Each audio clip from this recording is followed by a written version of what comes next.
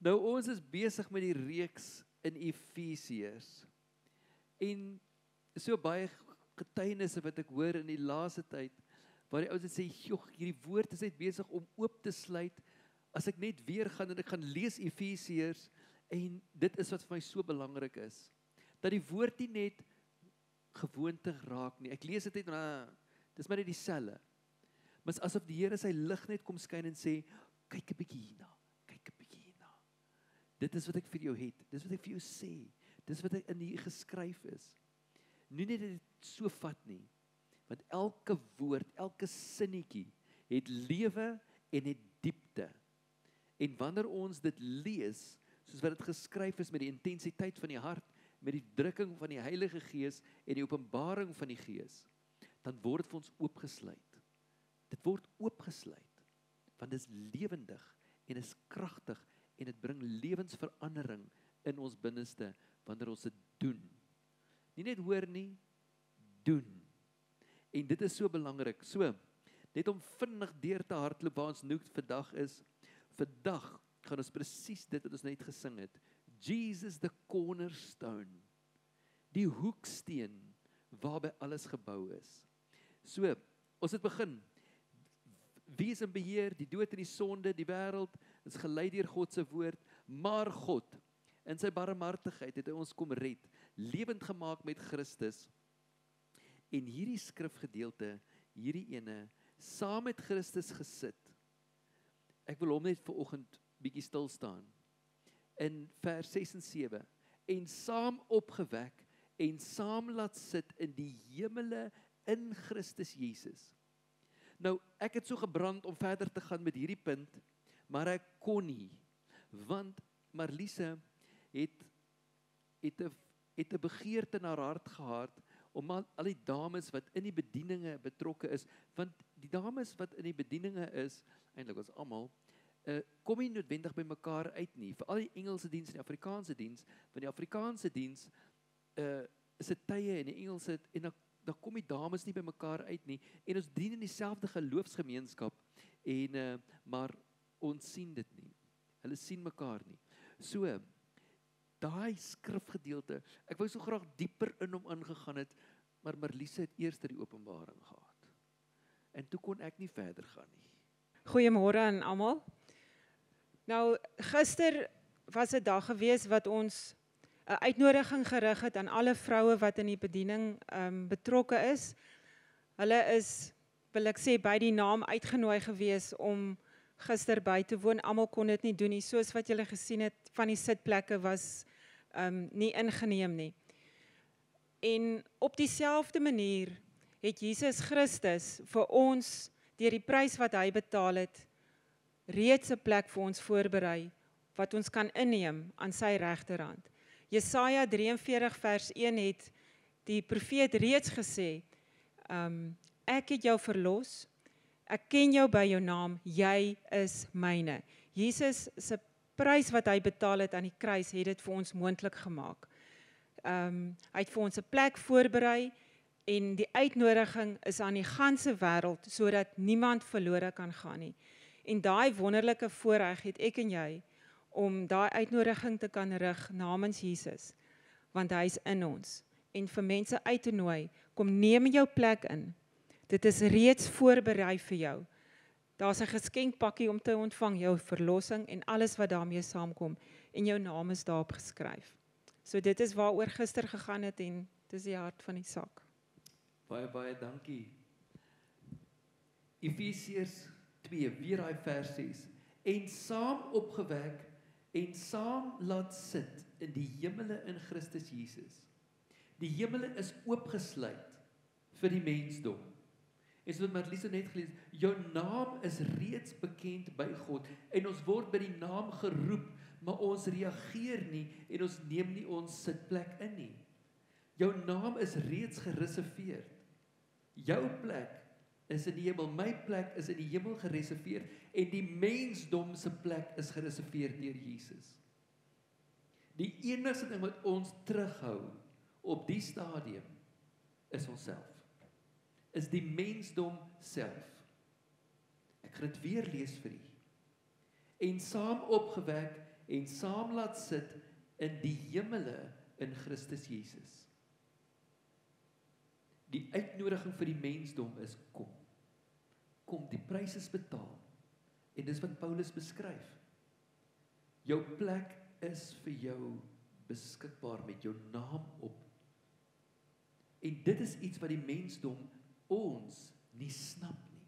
Ons dink ons moet werk, ons moet, en al wat die Here sê is, aanvaar my as verlosser en saligmaker. Jesus sê, ek is die deur, ek is die weg na die Vader. Elke mens is geroep. Maar baie sê, nee dankie, ek soek dit nie. Want ek wil in beheer wees.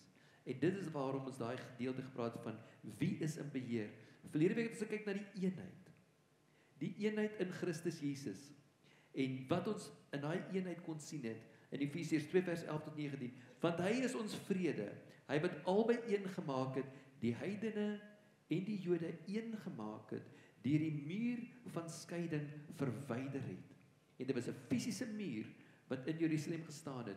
Die heidene kon nie deurkom na die heiligste, allerheiligste toe nie. Hulle kon nie inkom om verlossing te kry nie. En daarom het Paulus geskryf, ons wat heidene was, ons wat nie Jode is nie, ons was verlore, sonder hoop en sonder God in die wêreld. Maar nou, daai skeidsmuur is afgebreek, is weg, en hy het 'n hele nuwe, en hy het 'n nuwe, 'n nuwe volk vir hom saamgestel, deur die Gees. En hy sluit af dan vers 18, want deur Jesus, hoor nou die drie eenheid wat hy beskryf hierso, want deur Jesus, deur Jesus het ons albei die toegang deur een Gees tot die Vader gekry. Deur Jesus Christus het ons toegang gekry, deur een Gees wat ons saambind. En nou vanoggend gaan ons bietjie verder gaan met hierdie gedeelte. Die laaste gedeelte in Efesiërs 2. So is julle dan nie meer vreemdelinge en bywoners nie, maar medeburgers van die heiliges en huisgenote van God. Daai plek wat ek kom inneem in God se tempel, in sy hart, in dit wat hy vir ons voorberei het. Gebou op die fondamente van die apostels en die profete, terwyl Jesus Christus self die hoeksteen is, in wie die hele gebou goed saamgevoeg verrys tot 'n heilige tempel in die Here, in wie julle ook saam opgebou word tot 'n woning van God in die Gees. Nou die skrifgedeelte daar waar ons gaan konsentreer is vers 20. Gebou op die fondament van die apostels en die profete, terwyl Jesus Christus self die hoeksteen is. Nou, ons het 'n hele paar bouers in hierdie gemeente, so as ek nonsens praat, steek jou hand op en help uit, asseblief. Want my bouwerk, ek is nie heeltemal so seker of ek sal slaag nie. Maar kom ons kyk 'n bietjie, wat is hierdie gebou, hierdie bousteen waarvan hy praat? Dit was gewoonlik 'n steen wat heel eerste gelê is. Nou, ek wil bietjie kyk na Google se definisie wat hy daar vir ons uitgesit het. Die hoeksteen is die belangrikste klip in 'n gebou se fondament. In antieke konstruksie was dit die eerste klip wat gelê is. Nou, ek gaan klem lê op sekere woorde en vra dat daai pen nie gaan drop. Dit was die eerste klip wat gelê is, wat die stabiliteit en beleining van 'n gebou verseker het. Stabiliteit en beleining, dat alles reg gaan funksioneer. Dit is gewoonlik by 'n hoek geplaas en het as 'n werklike ondersteuning gedien. As die hoeksteen nie, nou moet jy mooi luister, as die hoeksteen nie reg geplaas was nie, sou die hele struktuur onstabiel wees. Hierdie is verskriklik belangrik.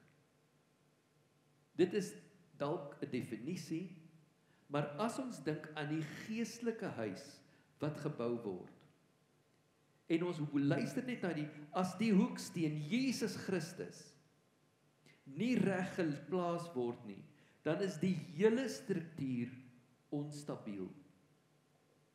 In my huishouding, in my verhouding met Jesus, in my Christelike wandel, in hierdie kerk, as Jesus Christus die hoeksteen nie reg gelê word nie, persepsies, my eie idees, hy is nie die hoof nie, dan is die hele struktuur onstabiel.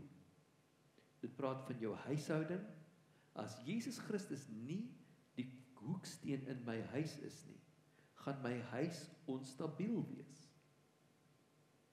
My geestelike huis, my persoonlike huis en my huis. Ek. As Jesus Christus nie my hoeksteen is nie. Nou, op hierdie oomblik vertrou ek nou werklik die Heilige Gees om in elkeen van ons net hierdie lig so te laat skyn. Hoe lyk jou hoeksteen? Is Jesus dalk 'n baksteen en jy die hoeksteen? Ek die hoeksteen. Ek plaas hom waar ek wil. En ek sien die lewe uit my hoeksteen. Ek, Johan Burger, is die hoeksteen. Jesus is deel van die stene. My huis sal vou. Ek sal dit nie maak nie. Net soos wat ons uitgenooi word om my sitplek in te neem in die koninkryk met my naam op, hoe ek dit betree is, ek buig my knie, en ek vir Jesus word die hoeksteen in my fondasie, in my hele huis. Nou ons sê hierso, vers 20, gebou op die fondament van die apostels en die profete. Nou heel eerste, die hoeksteen, Jesus. En ons praat baie oor Jesus, maar dit is verskriklik belangrik vir ons dat ons hierdie prentjie kry vir oggend. Hierdie prentjie wat in ons ingeets wees van daardie hoeksteen. En as dit bring stabiliteit en belyning. En as hy nie reg geplaas word nie, is die hele struktuur onstabiel. Nou, die tweede aspek wat verskriklik belangrik is, praat van die apostels en die profete. Waarvan praat hy as hy dit sê? Want dis twee funksies wat neergelê word as die fondasie waarop ons verder bou. Kom ons kyk net gou-gou die betekenis. Profete, spreker namens God. In die Ou Testament het die profete gepraat namens God. Die apostels was die gestuurdes. Dis die letterlike beteken van apostel. Die funksie, openbaar God se wil, bemoedig en vermaan. Vestig die kerk, leringe en onderrig. Wie was hulle? Die tydperk, reg deur die Bybel, veral Ou Testament en die vroeë kerk. Die eerste eeutydse kerk, fondament van die Christelike geloof. Die apostels was die ouens wat Jesus gesien het. Hulle was deel van die opstanding. Hulle het gesien, hy het homself aan hulle openbaar. En 'n apostel was deur Jesus geroep en gestuur. So 'n apostel was 'n gestuurde. Die voorbeelde, Jesaja, Jeremia, Agabus, wat in die Nuwe Testament praat, in Handelinge. Maar 'n apostel wat die fondamente gelê het, die Christelike leer, terwyl die profete mense na God se waarskuwings gewys het. Die profete het eintlik deeltyd die mense geroep tot bekering. Gesê, bekeer julle, want dit is wat God sê. God het sy hartklop bekend gemaak. Nou dit lê in die Ou Testament heeltyd reg. En in die Nuwe Testament kom die profete, die apostels. Maar die apostels het vir ons die woord gegee en hulle lê letterlik alles die leringe wat ons na kyk in vandag se tyd. So, die profete het direk openbaring van God ontvang voordat die Bybel voltooi was. Nou, in vandag se tyd.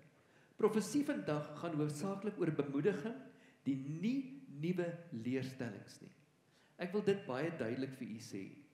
Enige profeet, maak nie saak wie hy is nie, wat 'n nuwe leerstelling bring, 'n nuwe doktrine, bly weg van daai mense af. 'n Profeet wat kom en sê, weet jy, in die Bybel staan dit so, maar God het nou vir my geopenbaar, ons moet dit so doen. Daai mense mag insig hê, hulle mag wysheid hê, en al die goeders, maar as iemand dit vir jou sê, dan maak jy dat jy wegkom. As 'n profetiese woord nie gestaaf kan word deur die woord in sy konteks nie. Ek wil eers sê, baie mooi dit hoor. Dis baie maklik om 'n versie uithaal en sê, so spreek die Here met hierdie nuwe openbaring. Nee. In konteks. Dis verskriklik belangrik. Alles moet aan die skrif getoets word. Die profete in vandag se tyd, almal hardloop rond en sê, so spreek die Here. Die woord sê was baie duidelik, elkeen wat sy naam uitelik gebruik, sal nie ongestraf gebly word nie. En dis presies wat dit is. Want as iemand sê, so spreek die Here, wie is ek en jy om nou daarteen te gaan? Ons wil, nee, die Here het gepraat, en sê, nee, kom hier so Sarah. Waar staan dit in die woord, in konteks? Ek sien jou versie wat jy uithaal, maar hoe skryf jy hom daar in konteks, want daar is 'n hartklop agter dit wat God openbaar. En as dit nie in lyn is met God se hartklop nie, dan hardloop jy weg. Want daai fondasie wat daar gelê word, is definitief nie Jesus Christus nie. En dit is verskriklik belangrik. Met die apostels is dit presies dieselfde. Hulle was persoonlik deur Jesus gekies. Ooggetuienis van die opstanding het die kerk se fondasie gelê. Nuwe apostels daar is nie nuwe apostels in hierdie sin nie. Nou, ek weet sekere denominasies in kerke het apostels. En dis asof daai ou die hoogste vorm bereik het. Dis 'n titel. Dis 'n funksie. My funksie is pastoor. Dit maak my niks special nie. Dis my funksie. Dis wie ek geroep is en ek verstaan ek is 'n herder. En dit is wat ek moet doen. Maar dit plaas my nie op 'n pedestalkie of gee my enige iets anders as die Here stuur my, ek het 'n funksie as 'n herder nie. Apostels, baie keer dan sien ek hierdie apostels. Hulle flout amper. Hulle word ingelei deur 'n brigade mense en iemand dra hulle tassie en iemand dra hulle Bybel, hardloop.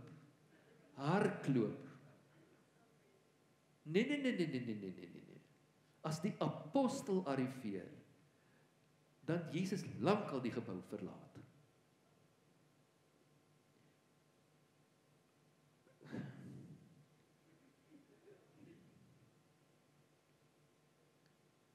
Jesus Christus is die hoeksteen en die fondasie is klaar gelê deur die apostels. Dis wat in ons binneste vasgelê moet word.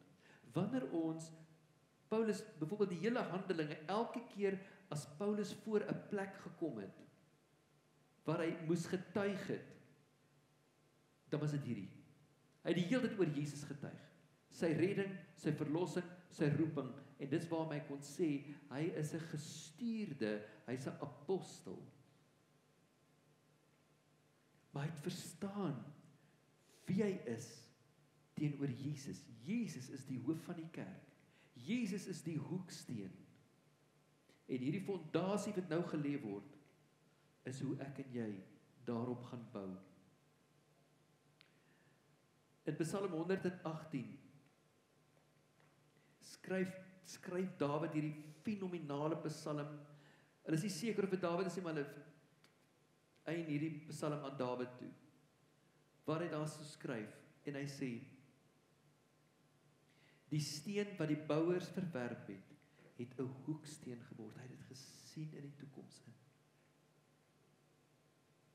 Dit wat die bouers verwerp het. Ons moet bou op die hoeksteen.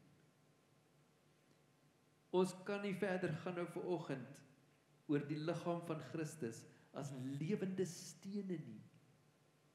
Ons is die lewende stene wat gebou word in hierdie koninkryk wat die mense geroep word en om hulle sitplekke in te neem, te sê, jy het dit.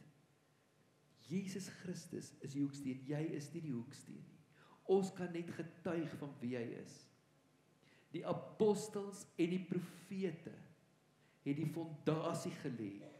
Al ons profete en apostels, as hulle enige iets praat, wat nie in lyn is van die woord nie, maak dat jy wegkom. Want elkeen van ons word geroep tot 'n funksie. 'n funksie. Ek word geroep as 'n herder. Dis my funksie en ek weet dit en ek weet dit. Maar dit maak my nie elevated nie. Dit maak my, ek het 'n job om te doen. En dieselfde so vir u ook. Daar is 'n roeping op u lewe, waar Jesus Christus die hoeksteen is, in jou persoonlike lewe, in jou huis, in jou familie, in jou werk, oralste. Wanneer u woord lees, hoor hierdie fondasie wat gelê word en dat ons bou vanuit daai fondasie. Nie ons eie ligkastele en vars nuwe openbarings wat nie eers in lyn is met die woord nie. O, ek het hierdie wonderlike openbaring ontvang. Waar staan dit in die woord? Nee, dit staan nie daar nie, maar weet jy, die Here het myself gewys. Versigtig. Versigtig. Want daar is allerlei verleidende geeste in hierdie wêreld. Man, as 'n man kom en hy sê, hoor hierso, bid vir my, want die Here het as ek my vrou los.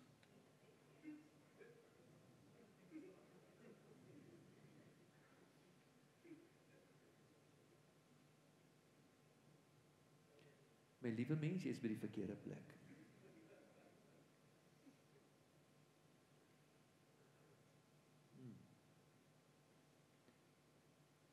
Ons speel met twak en met vuur en ons regverdig onsself met 'n klomp goeders en dit steel ons vreugde en dit breek ons gebou af.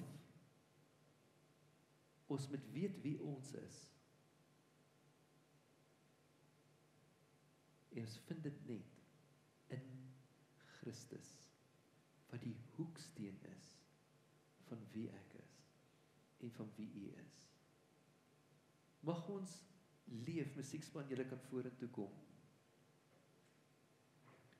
Mag ons uitleef hierdie wat Paulus vir ons skryf. En hy skryf, so is julle dan nie meer vreemdelinge en bywoners nie, maar medeburgers van die heiliges en huisgenote van God, gebou op die fondament van die apostels en die profete, terwyl Jesus Christus selfs die hoeksteen is, in wie die hele gebou goed en saamgevoeg verrys tot 'n heilige tempel in die Here, en wie julle ook saam opbou word tot 'n woning van God in die Gees. Waar die Here ons saamvoeg as 'n woning van God in die Gees. Hier kom hy weer, Jesus, Vader, Heilige Gees. Saam bind ons saam. So, terwyl ons so besig is in Efesiërs, mag ons bietjie dieper kyk wat Paulus skryf, as net ons hardloop so oor die goeders. Hoe lê Jesus as hoeksteen in u en my lewe? Hoe bou ek op hierdie stadium? En hoe lê die fondasie in my lewe? Want daar kan nie 'n ander fondasie wees as die woord van God nie.